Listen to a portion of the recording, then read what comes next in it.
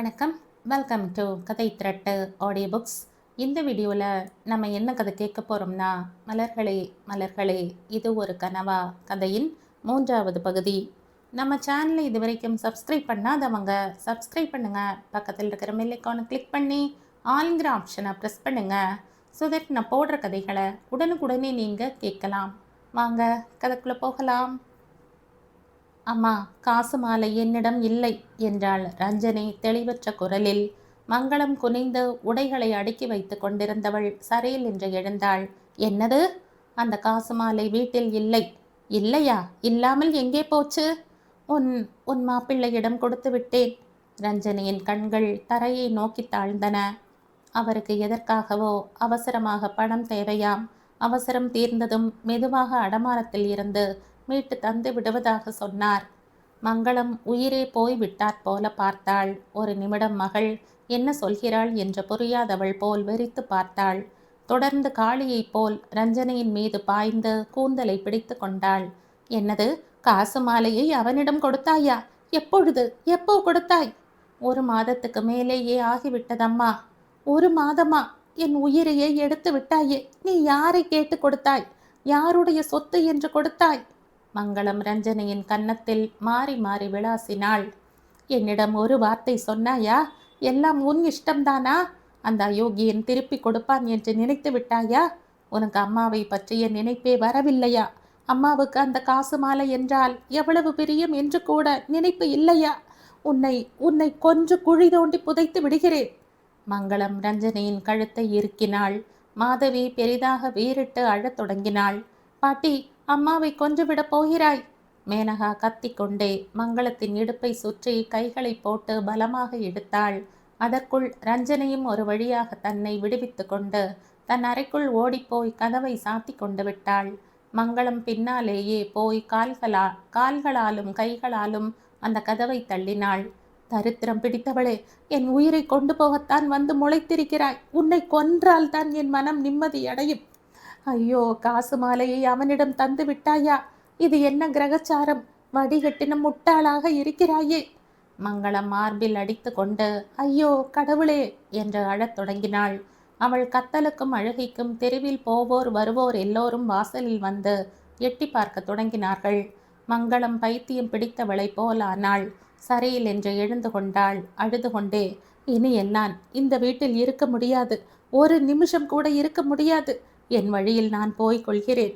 செத்து ஒழிந்து போ என்று போக முற்பட்ட போது மேனகா வந்து பாட்டியின் கால்களை கட்டி கொண்டாள். பாட்டி, எல்லாரும் பார்க்குறாங்க பாட்டி. அழாத, கத்தாத, எங்கேயும் போக வேண்டாம். என்னால் இருக்க முடியாது. 1 நிமிஷம் கூட இருக்க முடியாது. மங்களம் போய்விட்டாள். மாதவி அழுது கொண்டே நின்றிருந்தாளே தவிர அவளால் எதுவும் செய்ய முடியவில்லை. மேனகா மாதவியிடம், மாதவி, நான் பாட்டியுடன் போகிறேன். கதவை சாத்திக்குள், ஜாக்கிரதை என்று சொல்லிவிட்டு ஓடினாள். மங்களம் தன்னை பின்தொடர்ந்து ஓடி வந்து கையை பிடிக்கப் போன மேனகாவின் கையை ஒரே உதறலில் விடுவித்து கொண்டு, என் ஜோலிக்கு வராதே, போ என்று கத்தினாள். நான் அங்கே போக மாட்டேன். நீ எங்கே இருப்பாயோ அங்கேதான் நானும் இருப்பேன். பிடிவாதம் பிடித்தாள் மேனகா. மங்களம் கோவில் மண்டபத்துக்கு பக்கத்தில் போய் உட்கார்ந்து கொண்டாள். ஐயோ, என் காசு மாலை மனசார ஒரு நாள் கூட போட்டுக்கொள்ளவில்லை. வீட்டில் பெண் குழந்தைகள் இருக்கிறார்கள். எப்பொழுது என்ன அவசியம் வருமோ என்று பத்திரப்படுத்தி வைத்திருந்தேனே. முழங்காலில் தலையை புதைத்து கொண்டு அழத் தொடங்கினாள். அழுது கொண்டிருந்த பாட்டியை எப்படி தேற்றுவது என்று புரியவில்லை மேனகாவுக்கு. அவளுக்கும் அழுகை பொத்து கொண்டு வந்தது. அந்த காசு மாலை என்றால் மேனகாவுக்கும் உயிர்தான். தனக்கு தாய் சொல்ல முடியாத அநியாயம் பண்ணி விட்டதாக தோன்றியது. பாட்டி அழுது கொண்டிருப்பதை பார்த்துவிட்டு, அழாத பாட்டி, அழாத என்று கெஞ்சத் தொடங்கினாள். மங்களம் அன்று முழுவதும் வீட்டுக்கு வரவே இல்லை. மேனகா வீட்டுக்கு வந்து சாதத்தை கிண்ணத்தில் பிசைந்து எடுத்து போய் வலுக்கட்டாயமாக சாப்பிட செய்தாள். பாட்டி, நீ சாப்பிடவில்லை என்றால் நானும் சாப்பிட மாட்டேன் என்று பிடிவாதமாக உட்கார்ந்து கொண்டாள். மங்களம் 2 வாய் விழுங்கினாள். இரவு நேரம் கழித்து மேனகா கெஞ்சி கூத்தாடிய பிறகு மங்களம் வீட்டுக்கு வந்தாள்.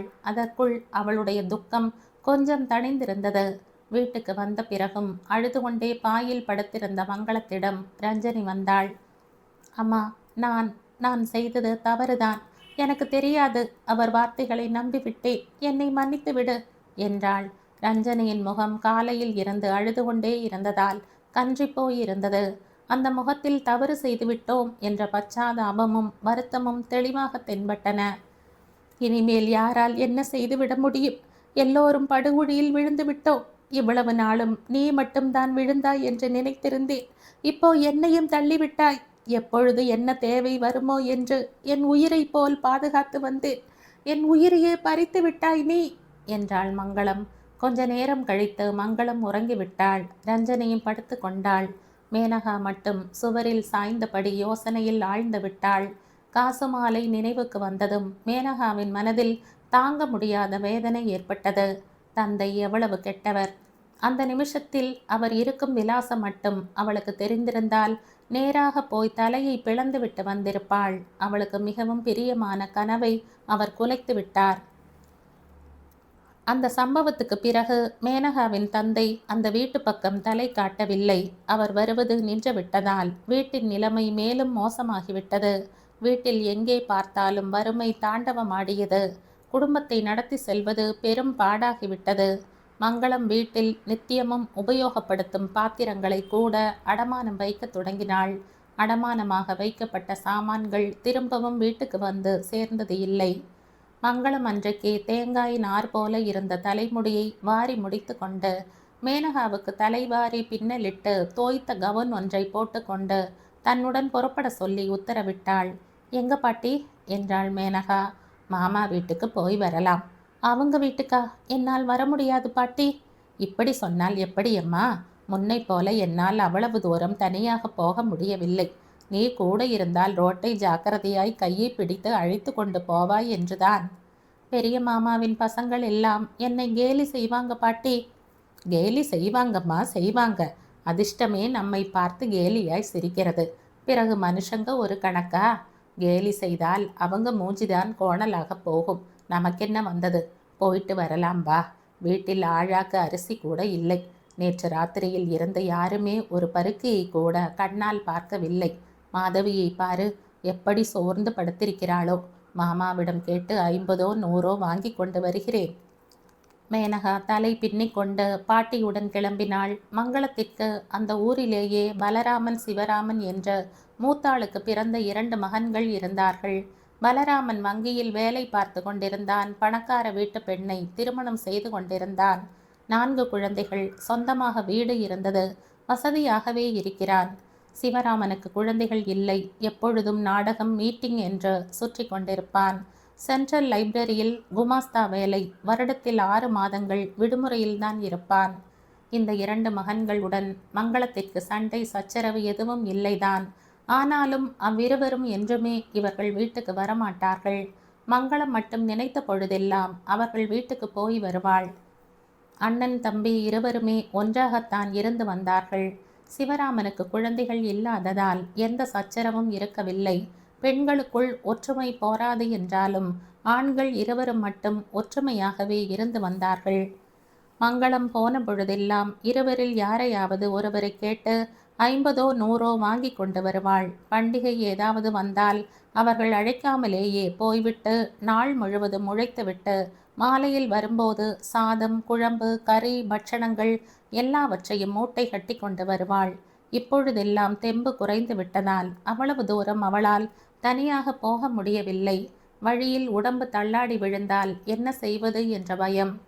முன்பெல்லாம் இப்படி இல்லை. இப்பொழுது கொஞ்ச தூரம் நடந்தாலும் மூச்சிறைப்பு வந்து விடுகிறது. மேனகா உடன் இருந்தால் தோளில் கையை போட்டுக்கொண்டு அந்த பலத்தில் எவ்வளவு தூரம் வேண்டுமானாலும் நடந்து போவாள். மேனகா பாட்டியின் கையை ஜாக்கிரதையாக பிடித்து நடத்தி அழைத்து சென்றாள்.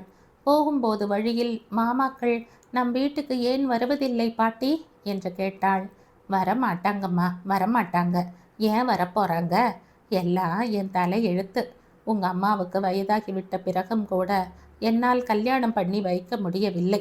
உங்கள் அப்பாவை கண்டால் அவங்களுக்கு பிடிக்காது. உங்கள் அப்பா நல்லவர் இல்லை என்று உங்கள் அம்மாவிடம் சொன்னார்கள். அவள் காதில் வாங்கவில்லை. அவங்களுக்கு கோபம் வந்துவிட்டது.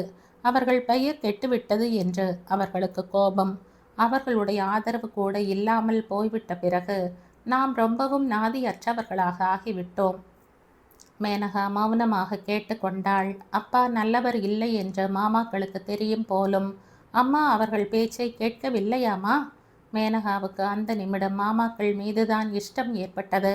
மாமாக்கள் நல்லவர்கள். அதனால் தான் அப்பாவின் கெட்ட குணத்தை கண்டுபிடித்து அம்மாவிடம் சொல்லி இருக்கிறார்கள். மங்களம் பெருமூச்செறிந்தாள். அதெல்லாம் ஒரு கதை. நீ சின்ன பெண், சொன்னாலும் உனக்கு புரியாது என்றாள். மேனகா மங்களத்துடன் போன பொழுது பெரிய மாமா பலராமன் வீட்டில்தான் இருந்தான். உள் திண்ணையில் உட்கார்ந்து கொண்டு ஸ்டீல் தட்டில் உப்மா சாப்பிட்டு கொண்டிருந்தான். பலராமனின் மனைவி கிருஷ்ணவேணி குழாயடியில் டம்ளர்களை அலம்பிக் கொண்டிருந்தாள். மங்களம் வந்ததை பார்த்துவிட்டு நெற்றியை சுளித்து கொண்டே பார்க்காதது போல் உள்ளே போய்விட்டாள். மங்களத்தை பார்த்துவிட்டு பலராமன் முகத்தை தூக்கி வைத்து கொண்டானே தவிர வா என்று அழைக்கவில்லை. வந்தவர்கள் தனக்கு சம்பந்தம் இல்லாதவர்கள் என்பது போல் தலை குனிந்தபடி உப்மாவை சாம்பிடத் தொடங்கினான். மங்களம் அங்கேயே இருந்த குழாயடிக்கு போய் கால்களை அலம்பிக் கொண்டு மேனகாவின் கால்களிலும் தண்ணியை ஊற்றிவிட்டு, என்னப்பா சௌக்கியமா என்று விசாரித்தாள். பலராமன் உப்மாவில் இருந்த முந்திரி பருப்பை பொறுக்கி எடுத்து சாப்பிட்டு கொண்டே, சௌக்கியம்தான், என்ன இப்படி வந்திருக்கிறாய் என்றான். அந்த விசாரிப்பில் குத்தலும் ஏளனமும் கலந்திருந்தன. உன்னையும் மருமகளையும் குழந்தைகளையும் பார்த்து ரொம்ப நாளாகிவிட்டது. பார்த்து விட்டு போகலாம் என்று வந்தேன். எனக்கும் உங்களை விட்டால் வேறு யார் இருக்காங்க சொல்லு? யாரும் இல்லாமல் என்ன, உன் மருமகன்தான் இருக்கிறானே பழிப்பது போல சொன்னான். இருக்கான், அவன் சரியாக இருந்தால் எனக்கு ஏன் இந்த கஷ்டம் எல்லாம்? மருமகள் எங்கே? கொஞ்ச நேரத்துக்கு முன்னால் அவள் உள்ளே போனதை பார்க்காதது போலவே கேட்டாள். உள்ளே இருக்கிறாள். அடியே, உன் மாமியார் வந்திருக்கிறாள் பார் என்று கத்திவிட்டு காலியான உப்மா தட்டை கீழே வைத்துவிட்டு, தண்ணீர் எங்கே என்று கேட்டபடி உள்ளே போனான். உள்ளே இருந்து கிருஷ்ணவேணி வரவில்லை. உள்ளே போன பலராமனும் வெளியே வரவில்லை. மங்களம் நின்று கொண்டே இருந்த மேனகாவை உட்கார சொல்லி சைகை காட்டினாள். அங்கே குழந்தைகள் விளையாடி கொண்டிருந்தார்கள். சிறுவன் ஒருவன் 3 சக்கர சைக்கிளை ஓட்டி கொண்டிருந்தான். இன்னொரு பையன் சைனீஸ் சக்கர் விளையாடி கொண்டிருந்தான். ஏறக்குறைய மேனகாவின் வயதுடைய சிறுமி ஒருத்தி உட்கார்ந்தபடி பூக்களை தொடுத்து கொண்டிருந்தாள். காமாட்சி, இப்படி வா. உள்ளே இருந்து கிருஷ்ணவேணி குரல் கொடுத்தாள். நான் வரமாட்டேன், பூ தொடுத்து கொண்டிருக்கிறேன். காமாட்சி பதில் சொன்னாள். உள்ளே இருந்து கிருஷ்ணவேணி வந்தாள். அவளை பார்த்ததும் மங்களம், நன்றாக இருக்கிறாயா மருமகளே என்ற குசலம் விசாரித்தாள். அவள் அதை காதில் வாங்காதது போலவே போய் மகளின் தோளை பற்றி இழுத்து, ஓவல்டீன் குடிக்கவா என்று கூப்பிட்டால் ஏன் வரமாட்டேங்கிறாய்? ஆறி போய்விடாதா என்று உள்ளே இழுத்து கொண்டு போனாள். மற்ற பசங்களும் உள்ளே போய்விட்டார்கள். அதற்குள் ஒரு நடுத்தர வயது ஆசாமி உள்ளே வந்தார். அவருடன் பருமனான பெண்மணி ஒருத்தியும் வந்தாள். கனகாம்பர மலர்களை சூடி பட்டுப்புடவை அணிந்து கொண்டிருந்தாள். பலராமா என்று கூப்பிட்டார். உள்ளே இருந்து பலராமன் யார் என்று வெளியே வந்தான். அவரை பார்த்ததும் அவன் முகம் சந்தோஷத்தால் மலர்ந்தது. நீங்களா? வாங்க வாங்க. இன்றைக்கு நாங்கள் எழுந்து கொண்ட வேளை ரொம்ப நல்ல வேளை. உங்களை தரிசிக்கும் பாக்கியம் கிடைத்தது என்று சொல்லிவிட்டு, அடியே யார் வந்திருக்காங்க பார் என்று கத்தினான். கிருஷ்ணவேணி உள்ளே இருந்து வந்தாள். பட்டு புடவை உடுத்தி இருந்த அந்த அம்மாளை பார்த்ததுமே வேணியின் முகம் மலர்ந்து விட்டது. வாச்சித்தி, ஊரில் இருந்து எப்போ வந்தாய் என்று எதிர்கொண்டு அழைத்து கையை பிடித்து கொண்டு உள்ளே அழைத்து போனாள். எல்லோரும் உள்ளே போனார்கள். வாசல் திண்ணையில் மங்களம் உட்கார்ந்திருந்தாள். அவர்கள் வந்து ரொம்ப நேரமாகிவிட்டது. மேனகாவுக்கு கோபமும் எரிச்சலும் ஏற்பட்டன. போய்விடலாம் பாட்டி என்றாள். போகலாம், சித்த இரு.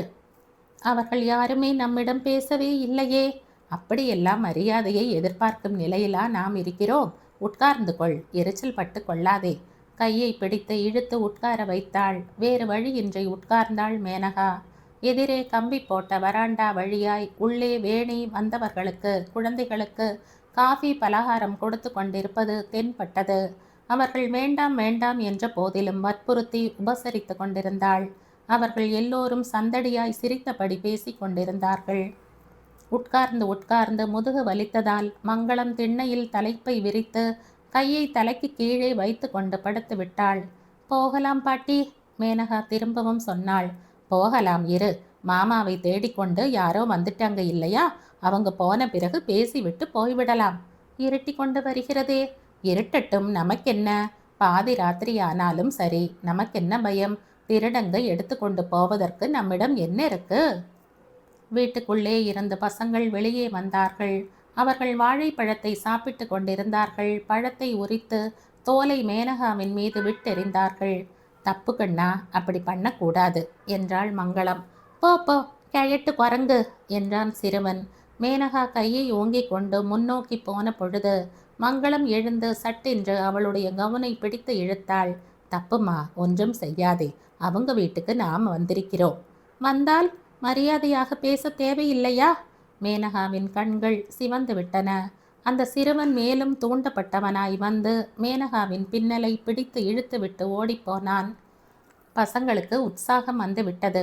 மேனகாவின் கவுனை பார்த்து கேலி செய்தார்கள். மங்களம் அவர்களை கெஞ்சி கூத்தாடி மேனகாவை அழைத்து வந்து இறுக்கமாக தன்னிடம் பிடித்து வைத்து கொண்டாள். இல்லாவிட்டால் மேனகா அவர்களை நைய புடைத்து விட்டு வந்திருப்பாள். 1 மணி நேரம் கழித்து அவர்கள் வெளியே வந்தார்கள். பலராமன் அவர்களை வழி அனுப்பிவிட்டு வந்தான். அவனை பார்த்ததும் மங்களம் எழுந்து கொண்டே, நான் போய் வருகிறேன் என்றாள். நல்லது, போய் வா என்றான். ஒரு 25 ரூபாய் இருந்தால் கொடுப்பா, வீட்டில் குந்துமணி அரிசி இல்லை. மங்களத்தின் குரல் வளம் எங்கே போய் ஒளிந்து கொண்டதோ மெல்லிய குரலில் கேட்டாள். ரூபாயா? அதை கேட்டதும் பலராமன் எரிச்சல் அடைந்தான். எங்களிடம் பணம் புதையலாக இருக்கிறதா? என்னிடம் கேட்க வேண்டாம் என்றும் இந்த வீட்டு வாசற்படி ஏற வேண்டாம் என்றும் எத்தனை முறை சொல்லி இருக்கிறேன்? அது இல்லையப்பா, குழந்தைகள் இருவரும் 2 நாளாக பட்டினி கிடக்கிறார்கள். அந்த பாடெல்லாம் உனக்கு எதுக்கு? யாரை கேட்டுக்கொண்டு குழந்தைகளை பெற்றுக்கொண்டாள்? அதான் புருஷன்காரன் இருக்கிறானே, போய் சிண்டை பிடித்து கேட்க சொல்லு. அவளுக்கு அவ்வளவு சாமர்த்தியம் இருந்தால் இந்த குடும்பத்திற்கு இந்த கதியே வந்திருக்காதே. சாமர்த்தியம் இல்லாமல் இல்லை, திமிர். அப்பொழுது கண்மண் தெரியவில்லை, இப்பொழுது கண்ணை மறைத்திருந்த திரை நீங்கிவிட்டது. அதற்குள் அங்கே பலராமனின் தம்பி சிவராமன் வந்தான். அவன் தலைமுடி நீளமாக தொங்கிக் கொண்டிருந்தது.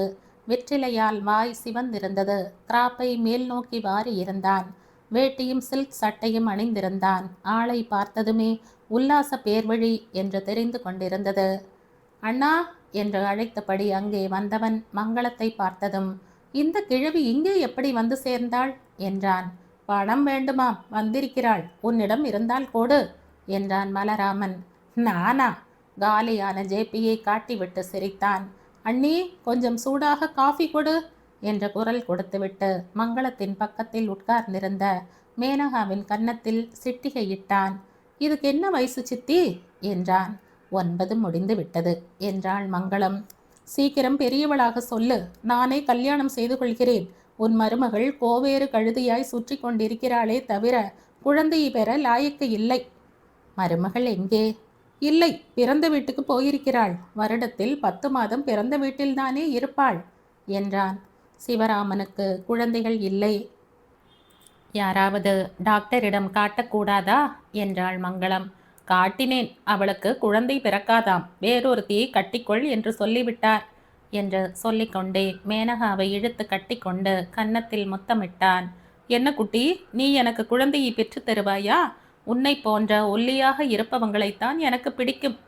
மேனகா அவன் கைகளில் மீனை போல துடித்தாளே தவிர விடுவித்து கொள்ள அவளால் முடியவில்லை. அவளுடன் உனக்கு என்ன கொஞ்சல்? சின்ன பெண் அவள்.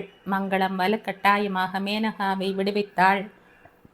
அம்மாடி, இது சின்ன பெண்ணே இல்லை, பிடாரி. பார் எப்படியெல்லாம் என்னை கீறி இருக்கிறாளோ என்று கீறலை காட்டினான். ரோஷத்துடன் பார்த்தபடி தொலைவில் நின்று கொண்டிருந்த மேனகாவை பார்த்துவிட்டு, நினைவில் வைத்து கொள்கிறேன் இரு, வட்டியுடன் சேர்த்து வசூல் செய்து கொள்ளாவிட்டால் பார் என்றான் கருவியபடி. கிருஷ்ணவேணி காஃபியை கொண்டு வந்து மைத்துனனிடம் கொடுத்தாள். மங்களத்திற்கும் மேனகாவுக்கும் தரவில்லை.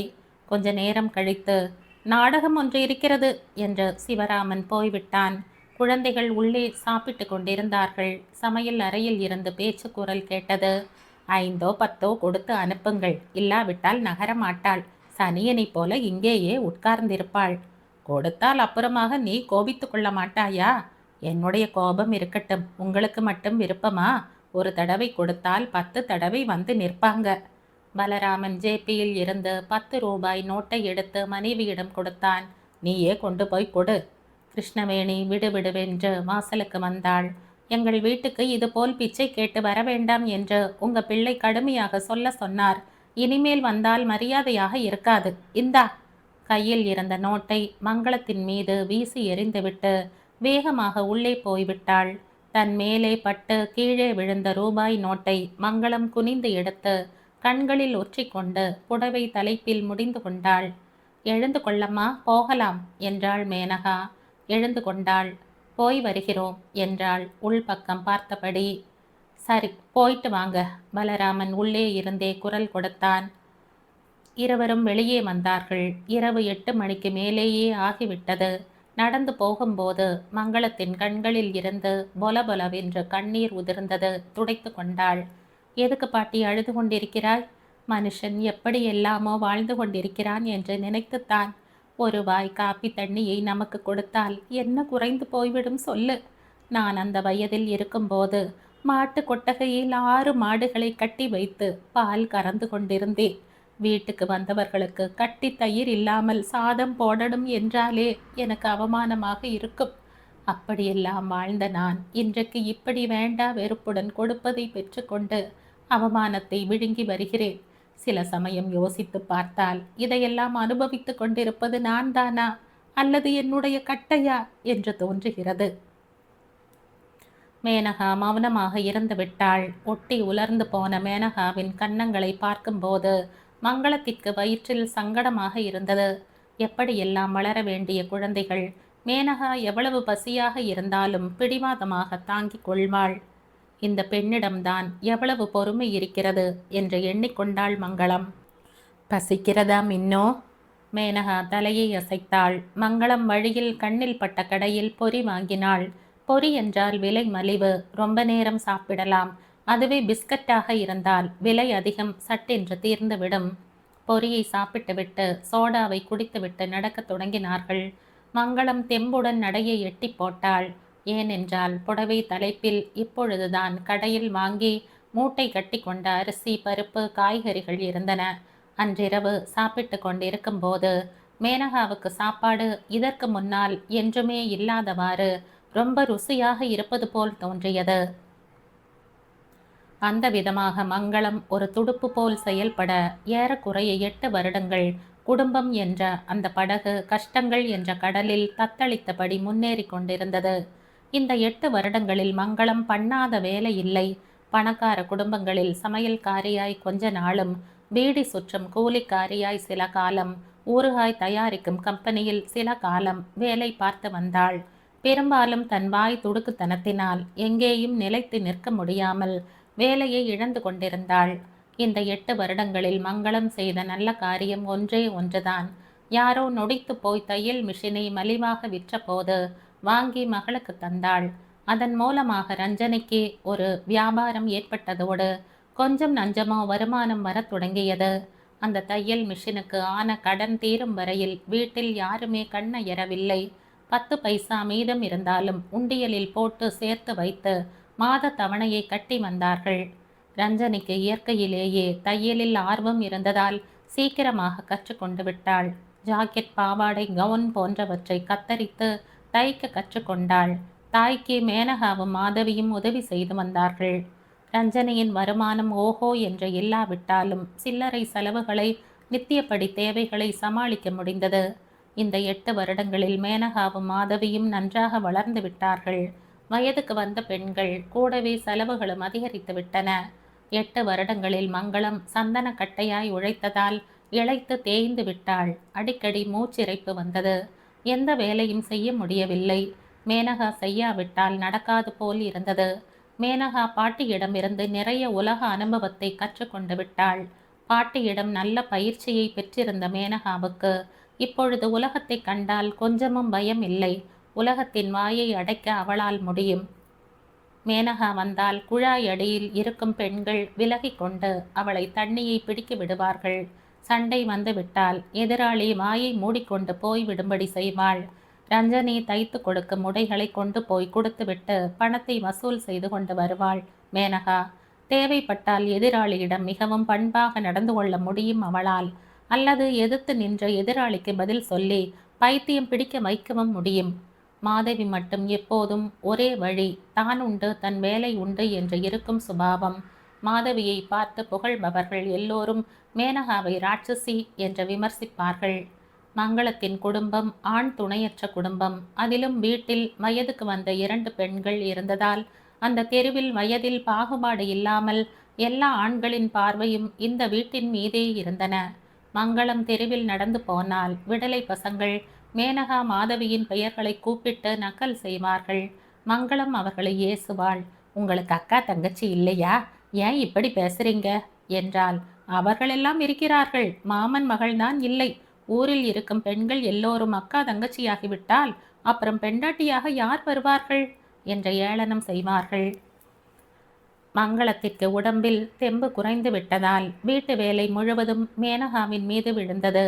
ஆண் பிள்ளையைப் போல் வீட்டு விவகாரங்களை பார்த்து வந்தாள்.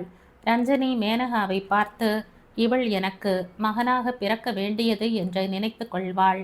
தாம் வாடிக்கையாக தைக்கும் வீடுகளில் மேனகா நல்ல விதமாக பேசி அவர்களிடமிருந்து நல்ல பெயரை வாங்கி கொண்டாள். மங்களத்திற்கு இப்பொழுதெல்லாம் பேத்திகளுக்கு எப்படி கல்யாணம் செய்வது என்ற நினைப்புதான். யாராவது கண்ணில் பட்டால் போதும், இதோ பாருங்க, எனக்கு 2 பேத்திகள். பெரியவள் ரொம்ப கெட்டிக்காரி, வீட்டு வேலைகளை எல்லாம் நன்றாக செய்வாள். சின்னவள் சாட்சாத் சரஸ்வதி தேவிதான். வீணை வாசித்து கொண்டிருந்தால் அப்படியே கேட்டு கொண்டிருக்கலாம். என்னால் வரதட்சணை எதுவும் கொடுக்க முடியாது. எப்படியாவது கல்யாணத்தை மட்டும் பண்ணி வைக்கிறேன். எங்கேயாவது நல்ல வரன் இருந்தால் சொல்லுங்கள் என்று தொடங்கி விடுவாள். பேத்திகள் பெரியவர்கள் ஆன பிறகு பெரிய மாமா வராவிட்டாலும் சின்ன மாமா மட்டும் அடிக்கடி வீட்டுக்கு வந்து கொண்டிருந்தான். மங்களம் மட்டும் அவன் வந்தால் சந்தோஷப்படுவாள். டேய், நீ கொஞ்சம் எங்களை கொஞ்சம் கவனித்து கொள்ளணும் என்பாள். அதற்கென்ன சித்தி, என்னிடம் பணம் இல்லாததால் இப்படி இருப்பதை பார்த்து கொண்டும் சும்மா இருக்கிறேனே தவிர பணம் இருந்தால் அண்ணாவை போல் கஞ்சத்தனமாக இருப்பேனா? என்னிடம் அழைத்து போய் வைத்து கொள்வேன் என்பான். மங்களம் பொங்கி பூரித்து போய்விடுவாள். மேனகாவுக்கு மட்டும் சிவராமனை பார்த்தால் கம்பளி பூச்சி ஊர்ந்தாற்போல் அருவருப்பாக இருக்கும். அவன் பேச்சும் சிரிப்பும் எரிச்சலை மூட்டும். அவன் வந்தான் என்றால் லேசில் போக மாட்டான். மங்களம் போட்ட சாப்பாட்டை சாப்பிட்டுவிட்டு கட்டில் மீது உட்கார்ந்து கொண்டு, அடியே மேனகா, அந்த தலையணையை இப்படி கொண்டு வந்து கொடு என்பான். மேனகா பதில் சொல்ல மாட்டாள். அவன் கேட்டது காதில் விழாதது போலவே இருந்து விடுவாள். உன்னைத்தான், காதில் விழவில்லையா? எடுத்துக்கொண்டு வா உத்தரவு போடுவான். வேண்டுமென்றால் போய் எடுத்துக்கொள். டம்ளர்களை அலம்பிக் கொண்டிருந்த மேனகா திரும்பி பார்க்காமல் பதில் சொன்னாள். என்ன திமிர், நான் யாருன்னு தெரியுமா? எழுந்து வந்து கேட்டான். தெரியாமல் என்ன, நாடகம் போடுவதாக சொல்லி திரியும் பேர்வழி, மேடையில் தவளையைப் போல் கத்தும் கிருஷ்ண பரமாத்மா. என்னடி சொன்னாய்? பாட்டி உயிரை எடுத்ததால் அன்றைக்கு நாடகம் பார்க்க வந்தேன். நீ போட்ட அந்த கிருஷ்ணர் வேஷத்தை பார்த்த பிறகு அந்த பெயரை கேட்டாலே மாந்தி வருகிறது. சித்தி, பார்த்தாயா இவள் வாயாடித்தனத்தை?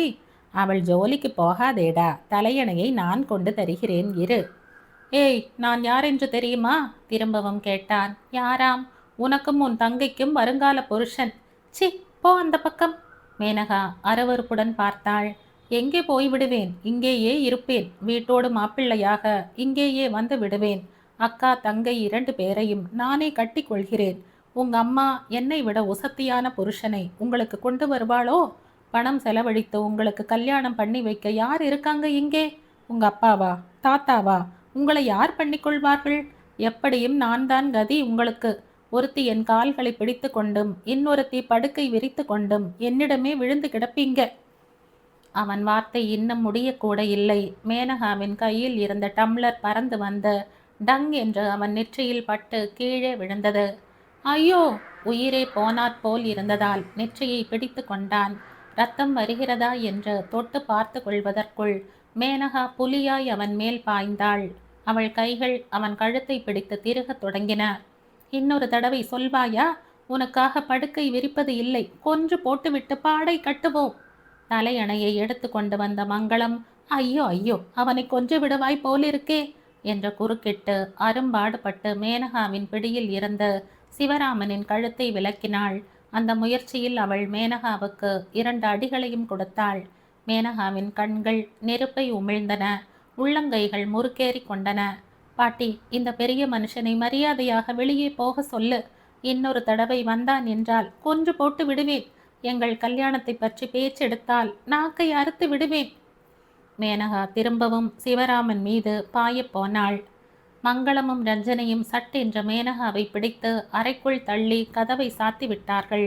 மங்களம் சிவராமனை கட்டிலில் உட்கார வைத்து நெற்றி காயத்தின் மேல் மஞ்சள் தூளை அப்பினாள்.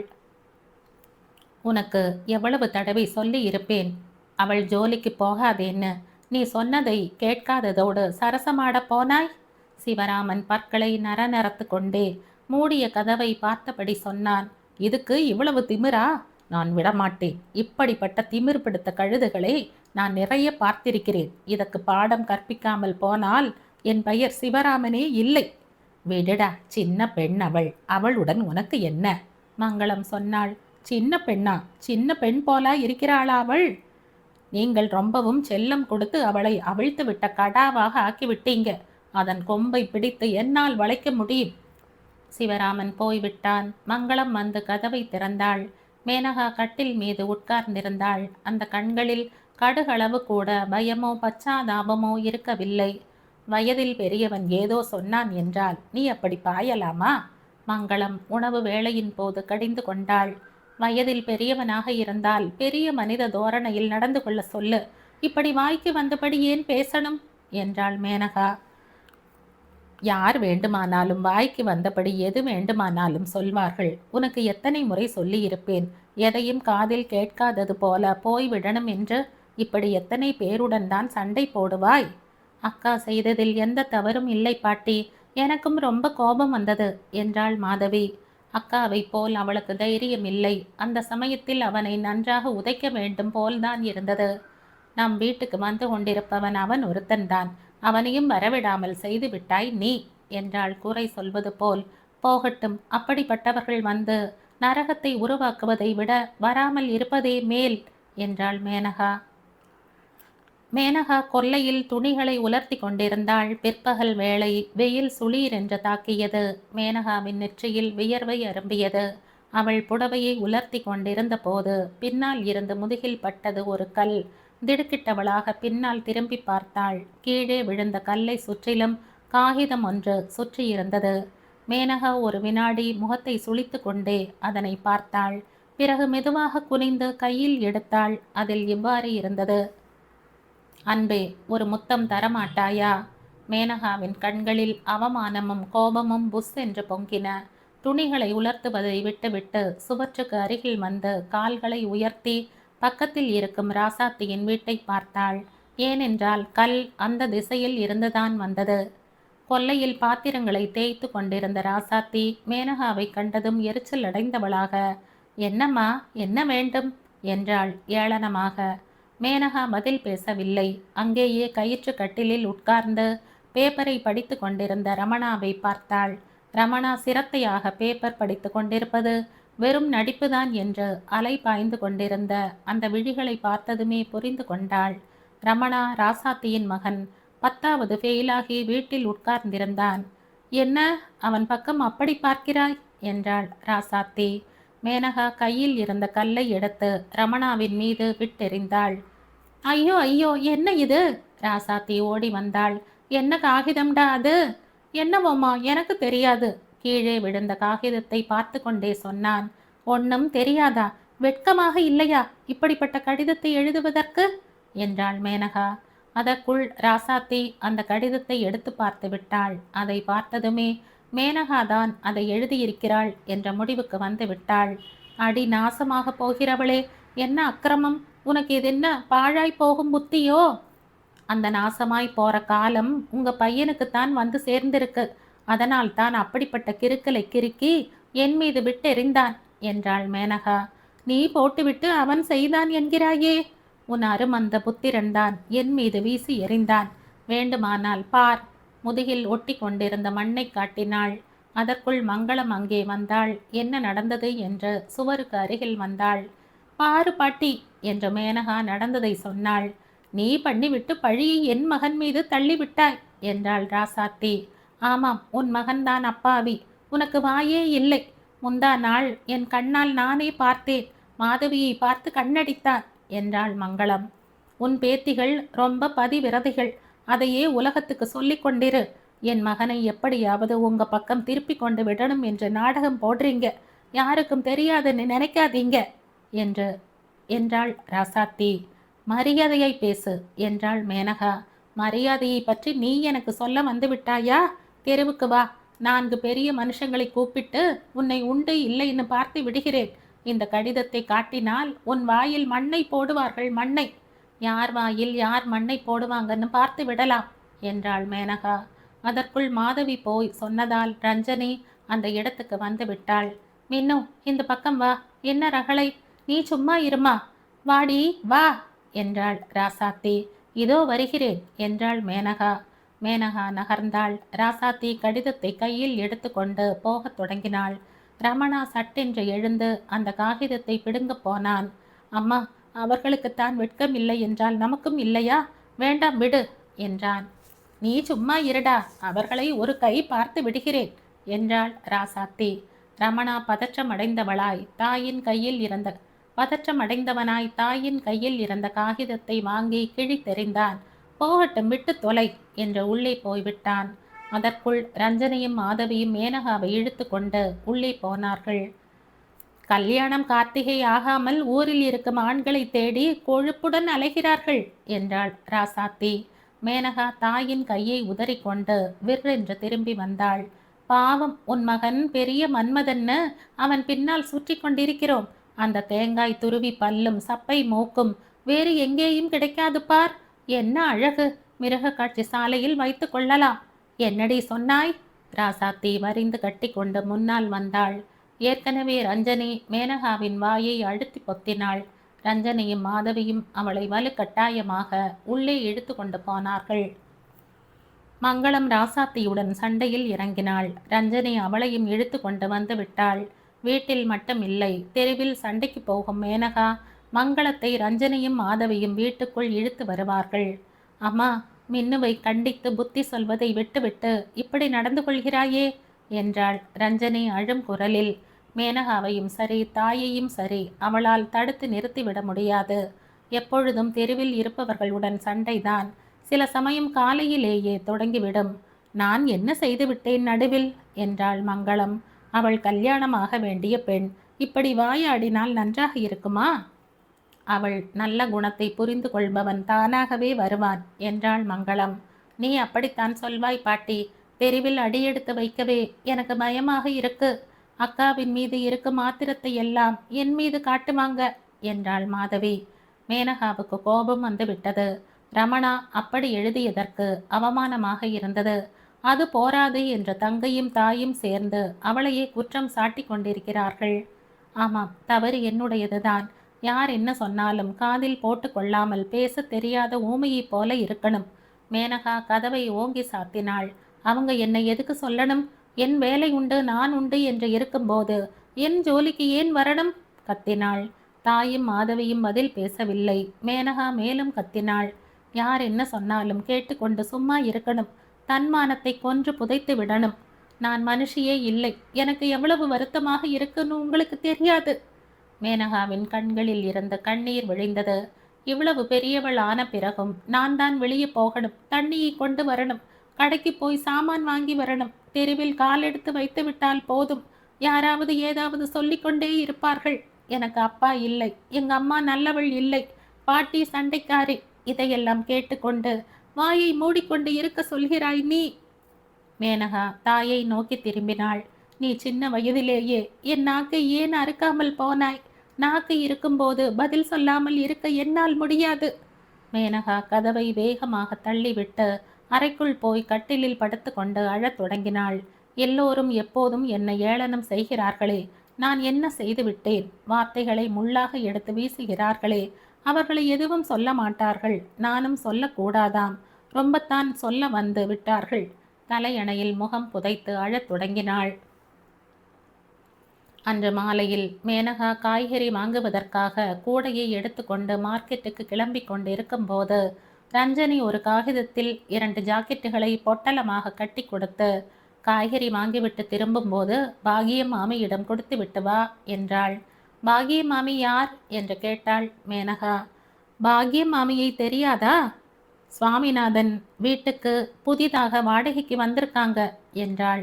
சுவாமிநாதன் கல்லூரியில் பிரின்சிபாலாக இருக்கிறார். அவர் மனைவியும் லெக்சரராக இருக்கிறாள்.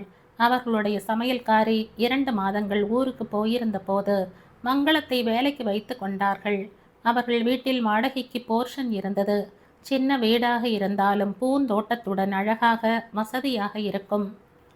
அவர்கள் யார் என்று எனக்கு தெரியாது, பாட்டியை அனுப்பு என்றாள் மேனகா. பாட்டிக்கு முதுகு வலியாம், படுத்து கொண்டிருக்கிறாள். எழுந்து நடமாட முடியாது. நீ போய் கொடுத்து விட்டு வா. முன்பின் தெரியாதவர்களிடம் எப்படி போவது? இதில் தெரிய வேண்டிய அவசியம் என்ன இருக்கு? போய் இந்த ஜாக்கெட்டுகளை கொடுத்து விட்டு மங்களத்தின் பேத்தி என்று சொன்னால் அவளுக்கு புரியும். ஜாக்கெட்டுகளை வாங்கி கொண்டு பணத்தையும் கொடுத்து விடுவாள். எவ்வளவு? இந்த 2க்கும் 20 ரூபாய். ஏற்கனவே நமக்கு 9 ரூபாய் தர வேண்டிய பாக்கி இருக்கு. மேனகா அவற்றை வாங்கி கொண்டாள். மேனகா வெளியே போய் என்ன வேலை செய்ய சொன்னாலும் செய்வாள். ஆனால் புதியவர்களுடன் பேசுவதென்றால் சங்கடமாக இருக்கும் அவளுக்கு. போவதற்கு முன்னால் மாதவியிடம் வந்து, மாதவி, நீயும் என்னுடன் வரக்கூடாதா என்றாள். வீணையை துடைத்து கொண்டிருந்த மாதவி, நானா? என்று சொல்லிவிட்டாள். நீயோ இளவரசி போல் வீட்டை விட்டு நகர மாட்டாய். எல்லா வேலையும் நான் தான் செய்யணும். மேனகா முணுமுணுத்து கொண்டே கிளம்பினாள். மேனகா தெருவில் இறங்கிவிட்டால் வெட்கப்படுவது போலவோ உடம்பை நாணி கோணிக்கொண்டோ நடக்க மாட்டாள். யார் என்ன சொன்னாலும் லட்சியம் செய்ய மாட்டாள். கோபம் தாங்க முடியாமல் போனால் தவிர பதில் சொல்ல மாட்டாள். புடவை தலைப்பை இழுத்து சொருகி கொண்டு காய்கறி கூடையை பிடித்தபடி நடந்து கொண்டிருந்த மேனகா கையில் இருந்த பொட்டலத்தை பார்த்து கொண்டாள். தாய் தையல் மூலமாக சம்பாதிக்கும் 5ம் 10ம் வீட்டை நிர்வாகம் செய்வதற்கு ரொம்ப உபயோகமாக இருந்தன. சுவாமிநாதன் வீடு ரோட்டை தாண்டியதுமே 2வது சந்தில் இருந்தது. மேனகாவுக்கு சந்தின் முனையிலேயே காய்கறி வண்டி ஒன்று எதிர்பட்டதால் அவனிடமே தனக்கு வேண்டிய காய்கறிகளை வாங்கி கொண்டாள். அங்கே புதிதாக வீடு ஒன்றை கட்டி கொண்டிருந்தார்கள். மேனகாவுக்கு புதிதாக கட்டி கொண்டிருக்கும் வீடுகளை பார்த்தால் ரொம்ப சந்தோஷமாக இருக்கும். அவை வீடாக தோன்றாது. மனிதன் தன் எதிர்காலத்தை கட்டு திட்டத்துடன் உருவாக்கி கொள்வது போல் தோன்றும். அது போன்ற வீடுகளை பார்க்கும்போது தாம் குடியிருக்கும் வீடு நினைவுக்கு வரும். வீட்டின் நினைப்பு வந்துவிட்டால் மேனகாவின் இதயத்தில் இருந்து வேதனை பெருமூச்சு ஒன்று வெளிப்படும். அந்த சின்ன வீட்டில் காற்றும் வெளிச்சமும் குறைவுதான். பழங்காலத்து ஓட்டு வீடு. சமையலறை முழுவதும் ஒழுகும். வீட்டுக்காரனை ரிப்பேர் செய்ய சொல்லி கேட்டால் நீங்க கொடுக்கும் வாடகைக்கு ரிப்பேர் ஒரு கேடா என்று சொல்லிவிடுவார். வீட்டுக்காரருக்கு அவர்களை அந்த வீட்டை காலி செய்யும்படி 4 வருடங்களாக தொந்தரவு செய்து கொண்டிருந்தார். மங்களத்திற்கு சமையல் செய்ய போன இடத்தில் ஒரு வக்கீலின் அறிமுகம் ஏற்பட்டது. அவர் வீட்டுக்காரரை கூப்பிட்டு வீட்டை காலி செய்ய சொன்னால் கோர்ட்டுக்கு போவாங்க, ஜாக்கிரதை என்று மிரட்டி வைத்தார். வீட்டுக்காரருக்கு கோபம் வந்துவிட்டது. வீட்டை ரிப்பேர் செய்யாமல் அப்படியே விட்டுவிட்டார். மேனகாவுக்கு இந்த விஷயம் நினைவுக்கு வந்துவிட்டால் வருத்தமாக இருக்கும். வறுமைதான் மனிதனை எப்படியெல்லாம் மாற்றிவிடுகிறது. இதுவே பணம் மட்டும் தங்களிடம் இருந்தால் வீட்டுக்காரரிடமிருந்து பேச்சு கேட்க நேர்ந்திருக்குமா? காற்றும் வெளிச்சமும் இல்லாத அந்த வீட்டை வவ்வால்களைப் போல் அப்படி பிடித்து கொண்டு தொங்குவார்களா? மேனகாவுக்கு தெருவில் நடப்பதென்றால் ரொம்பவும் பிடிக்கும். ஏனென்றால் காற்றும் வெளிச்சமும் தாராளமாக இருக்கும். குடியிருக்கும் வீட்டை வீட்டுக்காரர் சொன்ன விலைக்கு வாங்கிவிட வேண்டும் என்ற ஆசைதான். ஆனால் 60,000 சொல்கிறார். அம்மாடி, 60,000! வீட்டில் இருக்கும் எல்லோரையும் சேர்த்து அடமானம் வைத்தால் கூட 60 ரூபாய் தேராதே. மேனகா நடந்து கொண்டே வீட்டை பற்றி யோசித்து கொண்டிருந்தாள். ஏதோ ஒன்றை செய்ய வேண்டும். கிழவர் எவ்வளவு நாள்தான் சும்மா இருப்பார்? அவர் பெரும்பாலும் ஊரில் இருக்க மாட்டார் என்பதால் அவருடைய தாக்குதல் அதிகமாக இருக்கவில்லை. பெண் பிள்ளைகள் பாவம் என்று கொஞ்சம் விட்டு பிடிக்கிறார். ஏதாவது ரவுடிக்களை ஏவி ரகளை செய்து வீட்டை காலி செய்ய சொன்னால் அவர்களின் கதி என்ன? சீக்கிரத்தில் ஏதாவது வழியை தேட வேண்டும். மேனகாவுக்கு எப்பொழுது பார்த்தாலும் வீட்டை பற்றிய கவலைதான். அவள் வயதுதான் என்ன? 18 வயது இன்னும் நிரம்பாவிட்டாலும் அந்த கண்களில் இளமையின் கனவுகளை விட வாழ்க்கையை பற்றிய கவலையும் ஜாக்கிரதையும் தான் தென்பட்டன. மங்களத்திற்கு வயதாகி விட்டதால் அந்த வீட்டு பாரம் முழுவதும் மேனகாவின் தோளில் ஏறி உட்கார்ந்து விட்டது. எந்த நேரமும் வீட்டை பற்றி சிந்தனைதான். வீட்டில் அரிசி இல்லாவிட்டால் வாங்கும் வழியை மேனகாதான் பார்த்து கொள்ள வேண்டும். அவள் நடவடிக்கையில், யோசிக்கும் தோரணையிலும் ஆண் பிள்ளையின் பொறுப்பும் துணிச்சலும் தென்பட்டன. வீட்டில் இருக்கும் மற்ற 3 பேரும் ஏதாவது இடைஞ்சல் வந்துவிட்டால் பார்த்து கொள்ள மேனகா தான் இருக்கிறாளே என்று நிச்சிந்தையாக இருப்பார்கள். மேனகாவுக்கு அந்த வீடு கை நழுவி போய்விட்டால் என்னவாகுமோ என்ற பயமும் கவலையும் இருந்தது. எங்கே இருந்தாவது 60,000 திரட்டி அந்த வீட்டை வாங்கிவிட்டால்? அந்த ஊகமே மேனகாவின் மனதை புல்லரிக்க செய்தது. அவளுக்கு அத்தனை அதிர்ஷ்டம் உண்டா? 60,000 என்றால் சாமானியமா? எட்டாத கனிக்கு ஆசைப்படுகிறாளோ? இந்த உலகத்தில் ஒவ்வொருவருக்கும் எது இருந்தாலும் இல்லாவிட்டாலும் தம்முடையது என்று ஒரு சின்ன வீடு இருக்க வேண்டும். பறவைகள் கூட கூடு கட்டி வாழவில்லையா? வீடு என்பது எவ்வளவு அபூர்வமான விஷயமோ மேனகாவுக்கு தெரியும். ஆனால் அதை அடையும் வழிதான் தெரியவில்லை. இந்த கதையின் தொடர்ச்சியை அடுத்த பதிவில் கேட்கலாம். நன்றி.